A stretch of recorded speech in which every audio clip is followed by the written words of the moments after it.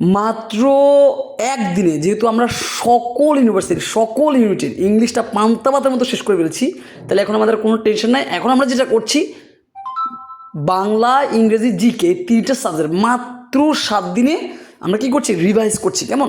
তো সেটা কীভাবে করছি, এই যে আমাদের সুপার ব্যাচ 3.0, তো এই যে আমি এখানে 15 দিনের রুটিন করে দিয়েছি। আমি একটু রুটিনটা যদি ওপেন করে দেখাই, ডে 1 ডে 2 করে এভাবে 15 দিনের রুটিন করছি।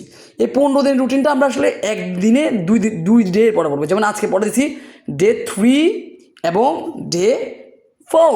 এখন আমি আমার স্টুডেন্টকে বলি কীভাবে ডে 3 এবং ডে 4 পড়া তোমরা সলভ করবা। কেমন? আচ্ছা, এখানে বাংলা ইংরেজিকে তিনটাই আছে। আর এই যে আমাদের আছে এখানে সুপার এক্সাম ব্যাচ, যেখানে মানে প্রতিদিন 200 মার্কের পরীক্ষা হয়। কেমন? প্রতিদিন। তাহলে ওদের আর কী বাকি থাকে? ঠিক আছে কিনা? আচ্ছা, তো আমরা এখানে দেখবো আমরা আজকে ডে 4 আর ডে 1 আর 2 শেষ হয়েছে গতকালকে, কারণ এর আগের দিন আমরা মাত্র একদিনে সকল ইউনিভার্সিটি ইংলিশ শেষ করে পেরেছি। এখন আমরা বাংলা ইংরেজিকে তিনটা আমি তোমাদেরকে ধরে ধরে শেষ করেছি। Okay fine, let's go.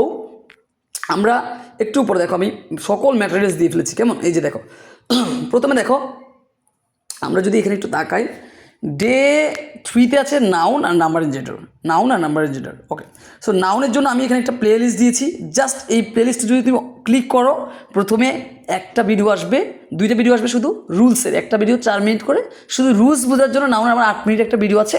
এই 8 মিনিটের ভিডিওটা নাউনের সব রুলস ক্লিয়ার। অবশ্যই রুলসের ক্লাসটা করার ক্ষেত্রে আমার যে 10 পেজের শিট, সেখানে নাউনের মোট রুলস দেওয়া আছে মনে হয় 2টা বেসিক রুলস। সেই 2টা বেসিক রুলস ওই শিটটা ধরে ধরে এই ক্লাসগুলো করতে হবে। কেমন? Okay fine.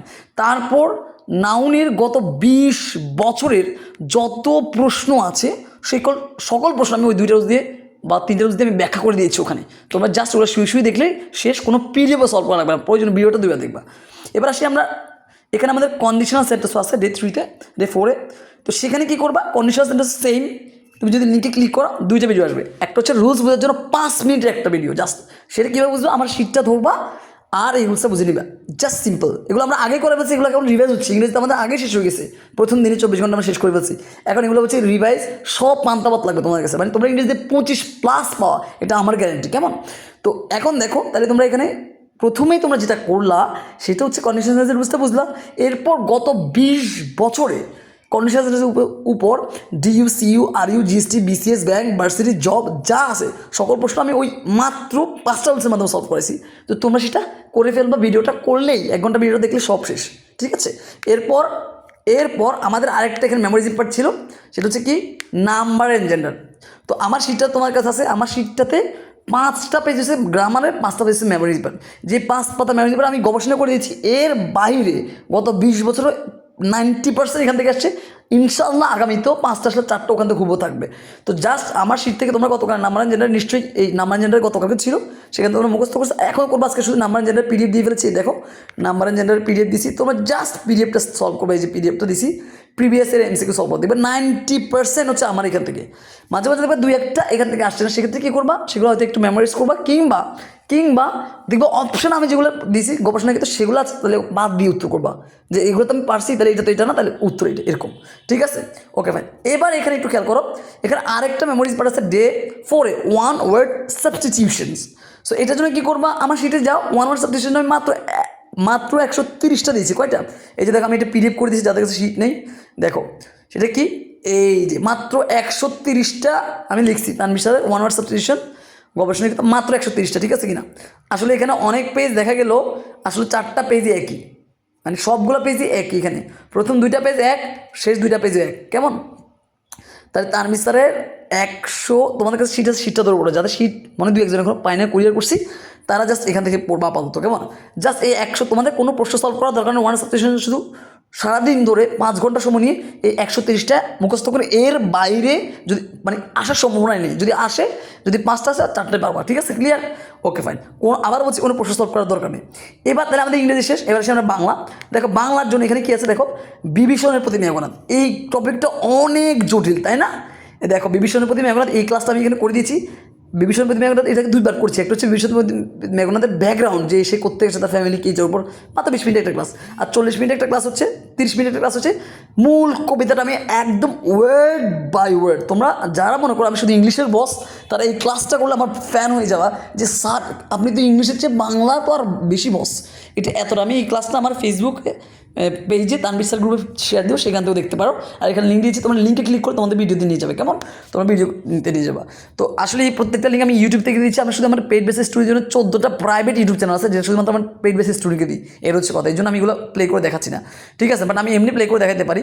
ধরো আমরা যদি এটাকে এমনি করে দেখাই, দাঁড়াও, এটাকে যদি প্লে করে যে শুরু হয়ে গেছে, কেমন, তাহলে শুরু করে কী হচ্ছে, এতক্ষণে অরিন্দম কহিলা বিষাদে জানেনু কেমনে। আচ্ছা, আমি লাইন বাই লাইন এরকম ধরে দেখেছি, তোমরা করে নিবে, কেমন, ওকে ফাইন।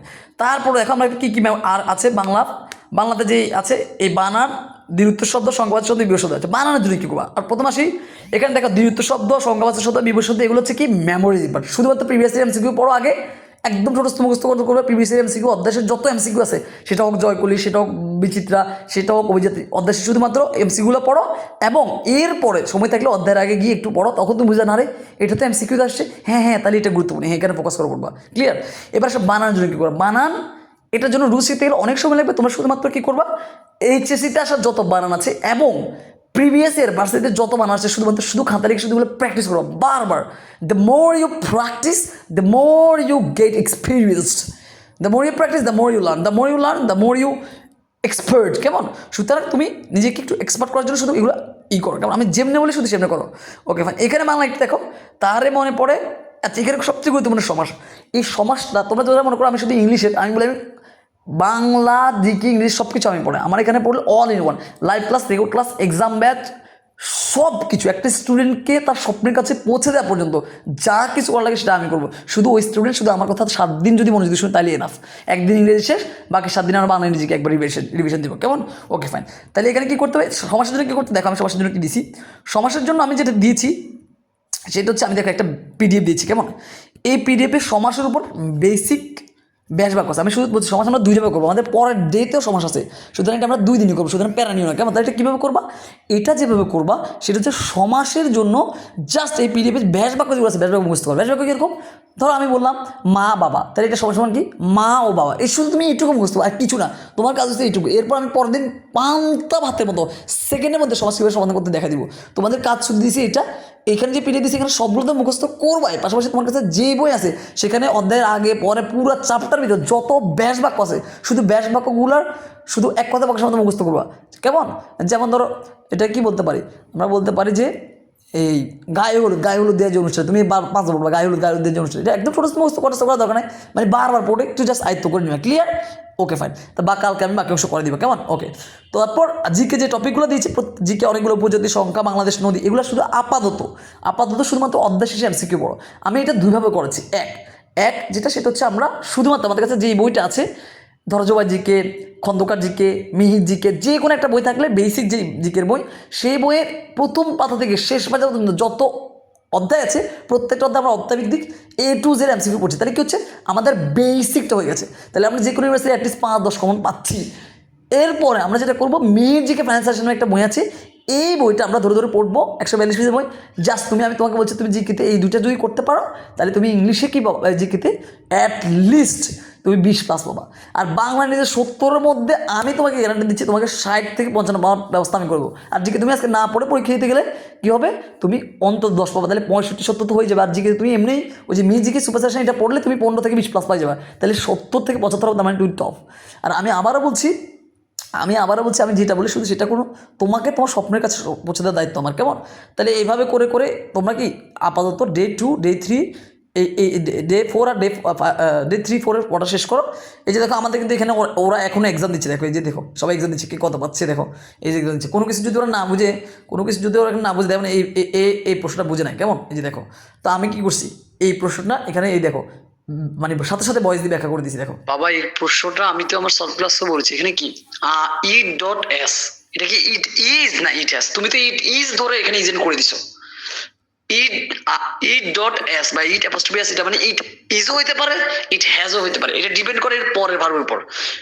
যেমন এখানে পরবর্তী কি B3, তার মানে অবশ্যই এটা ইট হ্যাজ, কেমন। যদি ইট ইজ হইতে তাহলে পরবর্তী ভার্ব প্লাস আইন হইতো, যেমন it is raining, but it has rained, কারণ আমরা জানি হ্যাভ এর পর B3 বসে, তাহলে যেহেতু এটা হ্যাজ, তাহলে হচ্ছে হ্যাজন্ট ইট, ক্লিয়ার।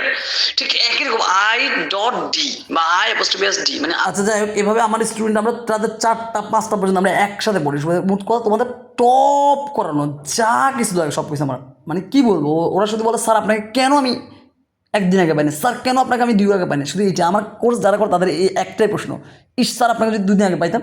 সেটা তোমার এই যে দেখো, আমার যদি ফেসবুকে যাও, আমার প্রতিটা পোস্টের কমেন্টে চেক করো, শুধু স্টুডেন্টগুলো কমেন্টগুলো ঠিক আছে কিনা, প্রত্যেকটা পোস্টের কমেন্ট চেক করো, তাহলে তুমি বুঝতে পারবা। এই যে দেখো প্রত্যেকটা স্টুডেন্ট, কোনো ছোটো ছোটো কমেন্ট না বা পেড কমেন্ট না, কেমন তোমরা যারা দেখতে পাচ্ছ ওদের সাথে কথা বলতে পারো প্রয়োজনে, মানে প্রত্যেকটা স্টুডেন্ট কমেন্টগুলো পড়ে দেখো, প্রত্যেকটা কমেন্ট। যেমন এখানে দেখো একটা স্টুডেন্ট আমাকে বলছে কি আমি চাপা মারি, হ্যাঁ দেখো আমার স্টুডেন্টরা ওদেরকে কী বলছে, প্রত্যেকে বলছে কিসে, দেখো ওকে বলছে যে কার সময় কথা বলছে তুই জানিস, দেখো সবাই ওই চাকমায় এটাকে ধুয়ে দিছে, কেমন দেখো সত্যি সেরা ভালো পড়ে, চাপা মারা নয়, এটা নিখুঁত দক্ষতা, ঠিক আছে কিনা।